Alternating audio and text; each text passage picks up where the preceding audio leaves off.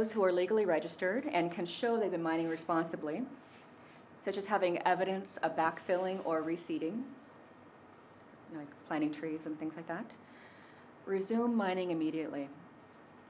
A hotline can be established where individuals can request an emergency environmental inspector to visit, confirm, and issue a protective order protecting them from the military's crackdown, I should say. And there's certain rules that govern their license, and if they haven't done it so far, it needs to be very clear because they're affecting livelihoods of everyone. Tie licenses to national ID numbers for better accountability. For everyone else,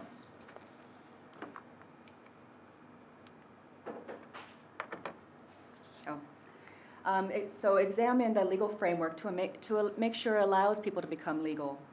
Sometimes in countries, there are some people who really want to become legal, but they can't. So we need to find out what is preventing people from becoming legal and what is keeping people outside of the law. And are there enough benefits to becoming legal? We have to think about that. We have to encourage people to come out and show themselves, but there has to be both carrot and sticks approaches. So for the rest, we should examine the legal framework and make sure it allows most people to become legal. You want to have an inclusive process versus an exclusive process. Encourage self-organization.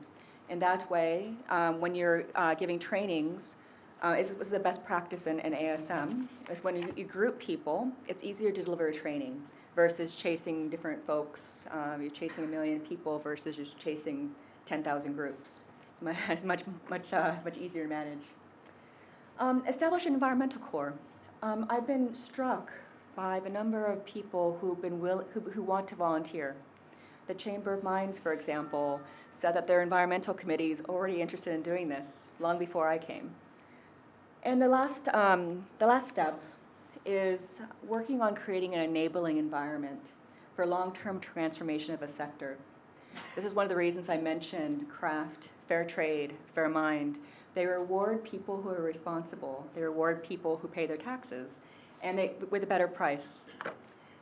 So really focusing on Mercury education and engagement, focusing on access to finance for technology transfer from Mercury to non-Mercury methods.